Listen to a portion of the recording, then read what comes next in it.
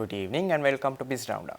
I am Tamiru Nimsat and we at Art Television bring you a collection of business highlights. Let's have a look at the headlines.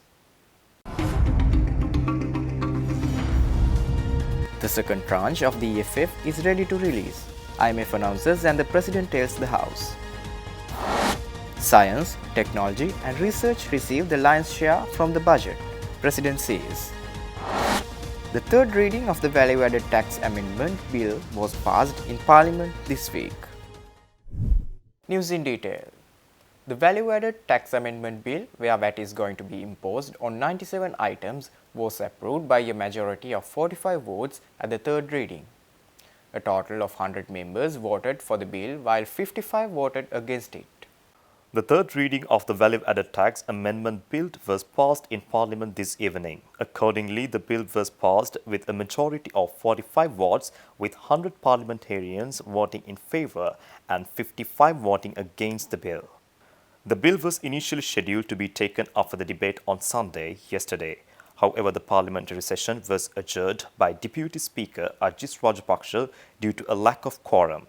State Minister of Finance Ranjit Siambalapitiya during the debate said VAT would be imposed on 97 out of the 138 goods that were previously freed from the tax in a bid to boost state revenue.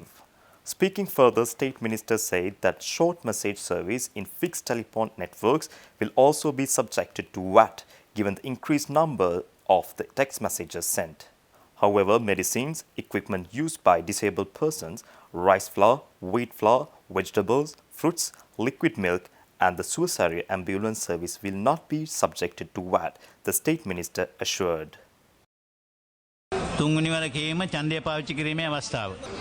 විෂයාංක 6. තුන්වෙනි වර කියවීම.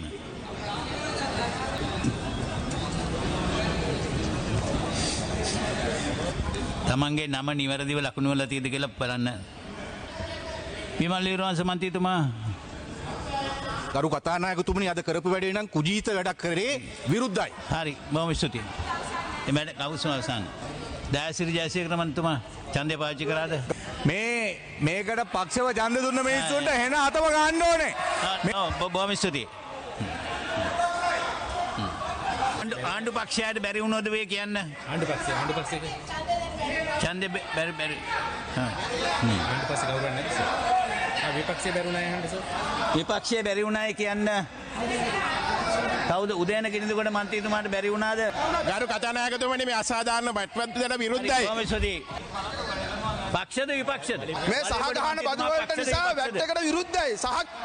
විරුද්ධයි. හරි. ඔව් වලේබඩ මන්ත්‍රීතුමා පක්ෂද විපක්ෂද? මේ සහගහන බදු පරතට අපි විරුද්ධයි. හරි විරුද්ධයි. හරි. ඔව් ගෙවිඳු කුමාරසිංහ මන්ත්‍රීතුමා කතානායකතුමා පොත් වලටත් බදු ගහලා රණවිරුවන්ට කරන සැපයීම් වලටත් විරුද්ධයි. සරත් ෆොන්සේක මන්ත්‍රීතුමා විරුද්ධයිද පක්ෂයිද? විරුද්ධයි. එකතු කළාගේ මත බදු වැය කිරීම සංශෝධන පනත් කෙටුම්පත තුන්වනවර කියවීම පක්ෂව 100යි විපක්ෂව 55යි. ඒ අනුව අංක 6 තුන්වන වර කියවීම වැඩි ඡන්ද 45කින් සම්මතයි. අංක 7 මුදල් පනත් කෙටුම්පත් එකතු කළාගේ මත පනත් කෙටුම්පත් තුන්වෙනි වර කියවා සංශෝධන සහිතව සම්මත කරන ලද බව දන්වනු කැමැත්තේ. President Ranil Wickremesinghe officially announces that the IMF decision to grant the second tranche under the extended fund facility in Parliament this morning. President Wickremesinghe also added that accordingly, Sri Lanka is set to take off its label as a bankrupt nation with the securing of the second tranche and will now focus on securing the foreign aid that was suspended after the declaration of bankruptcy. Sri Lanka's agreements in principle with the Official Creditors Committee and Export-Import Bank of China on debt treatment are consistent with the EFF targets. They are an important milestone, putting Sri Lanka's debt on the path towards sustainability. A swift completion and signature of the Memoranda of Understanding with the official creditors is important. Timely implementation of the agreements, together with reaching a resolution with external private creditors on comparable terms, should help restore Sri Lanka's debt sustainability over the medium term. They have announced now that Sri Lanka's debt sustainability has been reached. We have now already done a negotiations with the bilateral creditors, and now we are left only to do with the private creditors, international sovereign bond holders. Nevertheless, under this, we will now be dealing with the foreign governments and getting the aid that was suspended restored. ගරු කතානායකතුමනි, අද මම මේ ගරු සභාව අමතන්නේ ලොකු සතුටකින්. රට යලි ගොඩ නැංවීමේ විස්තීර්ණ ණය පහසුකමේ දෙවනි වාරිකය අනුමත කළ බව මීට ටික වේලාවකට කලින් ජාත්‍යන්තර මූල්‍ය අරමුදල නිල වශයෙන් ප්‍රකාශයට පත් කළා. දැන් අපි බංකොලොත් රාජ්‍යයක් කියන ලේබල් එක ගලවා ගැනීම සඳහා තීරණාත්මක පියවර අරන් තියෙන බව ඔවුන් පිළිගන්නවා. Meanwhile, the Executive Board of the International Monetary Fund yesterday announced the completion of the first review under the 48-month extended fund facility arrangement. The completion of the first review allows for an immediate disbursement of about $337 million, bringing the total IMF financial support disbursed so far to about $670 million.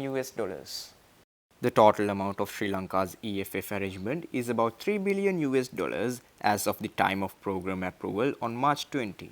The program supports Sri Lanka's efforts to restore macroeconomic stability and debt sustainability, safeguard financial stability, and enhance growth-oriented structural reforms.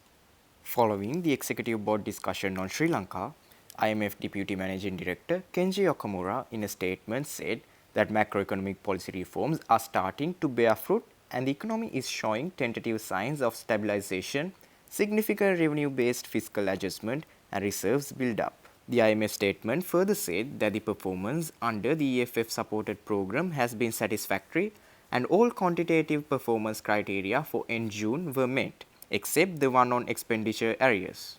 It also said that all indicative targets were met, except the one on tax revenues. Most structural benchmarks were either met or implemented with delay by the end of October, the statement assures.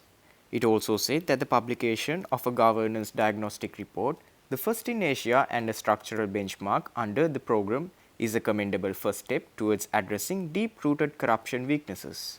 Continued commitment to improving governance and timely implementation of the report's recommendations can deliver tangible economic gains to all citizens. The IMF also assured that Sri Lanka's agreements in principle with the Official Creditors Committee and Export-Import Bank of China on debt treatments are consistent with the EFF targets. President Ranil Wickremesinghe announced the largest budget allocation in the country's history for the fields of technology, science and research. The President emphasized the importance of fostering innovation and research to drive the nation's progress. He said this speaking at the 100th memorial birthday celebration of the late Professor Stanley Wijesundara, a renowned figure in Sri Lanka's science sector, recently. During the memorial celebration, the President Ranil Wickremesinghe inaugurated the Stanley Wijesundara AI Corner at the University of Colombo. He unveiled a statue of Professor Wijesundara and issued a commemorative stamp and a first-day cover marking the centenary of the esteemed scholar's birth. The President lamented the loss of Professor Stanley Wijesundara and expressed gratitude for his significant contributions to higher education and science. President Wickremesinghe acknowledged Professor Wijesundara's pivotal role in the development of Colombo University. President Wickremesinghe discussed the growing significance of artificial intelligence, revealing that 1.5 billion rupees have been allocated for AI in the budget. Additionally, an unprecedented 8 billion rupees have been earmarked to enhance science and research activities. The President outlined plans to establish a Technology and Innovation Council and a Digital Transformation Agency pending parliamentary approval. This memorial celebration of Professor Stanley Wijesundara symbolizes the honor of a distinguished scientist, ushering in a new era of technological and scientific advancements. Stay tuned. We will return after this short commercial break.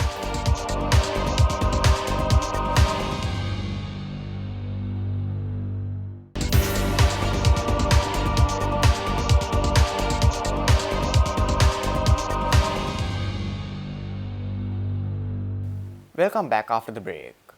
President Ranil Wickremesinghe announced a groundbreaking initiative focusing on the synergy of university education and vocational training for the country's development. President Wickremesinghe said this during the 2023 graduation ceremony at the National Institute of Business Studies recently. President Wickremesinghe unveiled plans to revolutionize education in Sri Lanka. Emphasizing the importance of an acknowledgeable workforce, he assigned responsibility to both the university and vocational training sectors. President Wickremesinghe envisioned Sri Lanka to become a global hub for universities. President expressed aspirations to complete the task of imparting English proficiency to both school and university students by 2030. President also announced plans to establish vocational training colleges by merging existing institutes, introducing job-oriented curricula to enhance employability. The President expressed confidence in private sector support for these initiatives, with plans to implement the program by next year. As part of the ceremony, President Wickremesinghe inaugurated a new stadium and awarded 6 outstanding students among the 176 graduates. NSBM Green University Vice-Chancellor A. Veerasinghe presented a collection of valuable books to the President in celebration. President Ranil Wickremesinghe advised the leaders of plantation companies to engage in a collective agreement concerning the wage hike for plantation workers, aiming for a minimum of 1,700 rupees. The President also urged them to reach a consensus on the increased wage amount before the 31st of December. The President imparted the plantation company heads with this guidance at a meeting held in the Presidential Secretariat on Friday.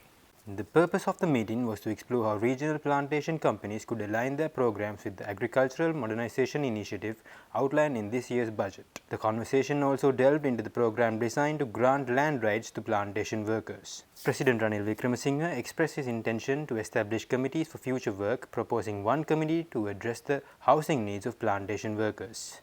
President Wickremesinghe also proposed another committee to represent the interests of both workers and plantation companies. President Wickremesinghe stressed the collective contribution needed to ensure the success of agricultural modernization program. The President highlighted the growing demand for food due to the increasing population of Asian countries and urged the country's export economy to prepare for this reality. The event was attended by Minister of Labour Manushana Nayakara, Minister of State for Finance Ranjit Siembalapitiya and numerous representatives from local plantation companies. Minister of Education Susil Premajayantha announced that the commencement of the pilot program to implement the new educational reforms is scheduled for the upcoming year. The minister said that efforts will be made to digitize the entire education system, receiving support from both local and foreign sponsors. Minister Premajayantha outlined these future plans while speaking at the Presidential Media Centre recently. The minister said that the Ministry of Education has been allocated 237 billion rupees and an additional 280 billion rupees designated for education at the provincial level.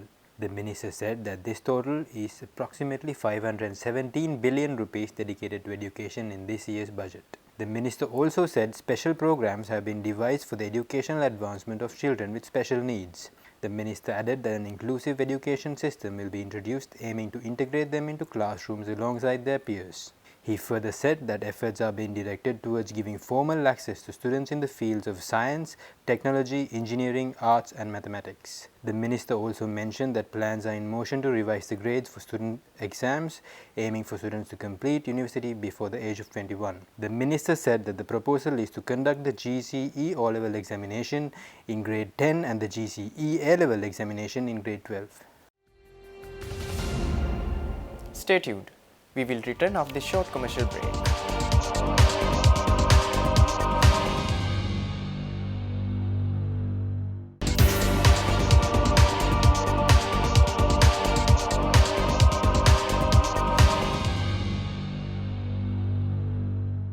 Welcome back after the break.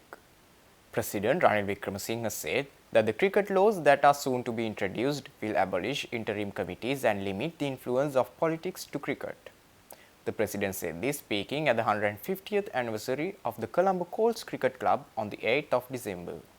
I have no vision for cricket 2048. I have vision for cricket 2030. That is why in this budget we have voted 1.5 billion rupees for the development of cricket as sports schools level and to help the backward provinces such as North Central Province, Eastern Province and Uva. This is not for 1 year. We will keep voting this money And if there are results, it can even go to 2 billion a year. What are we going to do with this? What the government will do is not to get too involved in the management of cricket. That's not our business. And the new laws that come in will abolish interim committees and the powers of the minister. We will give this money, get a independent trust to handle this money to improve school cricket. Maybe the pitchers, maybe the equipment, but see in which ways. It's capital, it comes out of our capital vote. So it's meant to improve school cricket in every corner of the country. Thereafter, we can also improve the level of cricket in the different provinces. If every school, we have about 1,000 good schools in the country. If every school has a good cricket team and that cricket team is up to a certain specified standard, just look what your pool will be. We'll just keep creating the pool. We'll put in the money to create the pool for cricket, not only males but also female students to play cricket. Similarly, you can also decide what are the provinces that need to be helped. So let's bring cricket up to a certain standard throughout the country. The Committee on Ways and Means directed the Excise Department to suspend the liquor production license of a company failing to pay due taxes at a session held in the Parliament premises recently. The committee also expressed dissatisfaction with the Inland Revenue Department for not providing a list of taxpayers in arrears, ordering them to do so by the end of the year. The committee discussed concerns over companies profiting unfairly, including the imposition of a 16 rupees per kilogram tax on wheat flour after the government lifted the import ban. It was highlighted that two main wheat importing companies, Prima and Serendip, accumulated substantial profits during the ban. The committee further addressed an increase in the special commodity tax for sugar, leading to companies earning unfair profits by releasing imported sugar into the market. The committee directed immediate action to collect prescribed taxes related to improper profits in these cases. To tackle tax evasion, the committee advised preparing a tax collection plan to recover 173 billion rupees in taxes. Excise Department recommendations such as increasing license renewal fees and providing a list of multiple liquor licenses were scrutinized, with the committee urging implementation. Moreover, the Excise Department reported 46 toddy production plants introducing a mobile app for daily monitoring. The chairman stressed the importance of adding artificial intelligence to customs scanners, recommending a public-private joint project under its consultant's guidance. A follow-up on disaster management welfare benefit scheme and a survey involving urban beggars were also discussed in the committee. Officials from various ministries and departments, including finance, defence, inland revenue, excise, customs and welfare benefits were present. Members of Parliament Ashok Abesinghe, Sanjeev Edirimanna, Ishaq Rahman and Sudat Manjula actively participated in the committee's discussions. The United Nations Development Programme has just launched the 2024 Asia-Pacific Human Development Report titled Making Our Future: New Directions for Human Development in Asia and the Pacific. The report addresses critical challenges amidst a complex landscape of growth, inequality and unforeseen hurdles. The unveiling ceremony was held in Colombo on the 12th of this month. Speaking at the event, Anuradha Dissanayake, Secretary to the Prime Minister, emphasized the importance of safety nets and social protection post-crisis. Resident Representative UNDP in Sri Lanka, Asusa Kubota, positioned the report as a guide to rethink development strategies in alignment with the 2030 Agenda for Sustainable Development. Launched under the Colombo Development Dialogues, the report brings together government officials, experts, private sector representatives, civil society organizations and international partners. The objective is to assess present obstacles, exchange methodologies and cultivate a cooperative strategy for economic rejuvenation while addressing regional challenges. This follows the recent launch of the policy report, Understanding Multidimensional Vulnerabilities, Impact on People of Sri Lanka, unveiling Sri Lanka's Multidimensional Vulnerability Index. The MBI and regional HDR serve as an urgent call to action for policymakers, laying the groundwork for an inclusive, resilient and prosperous future. With that, we wind up for today. For this and more, subscribe to our channel on YouTube and follow us on Facebook. See you tomorrow with State of Business at 7:45 p.m. Take care and good night.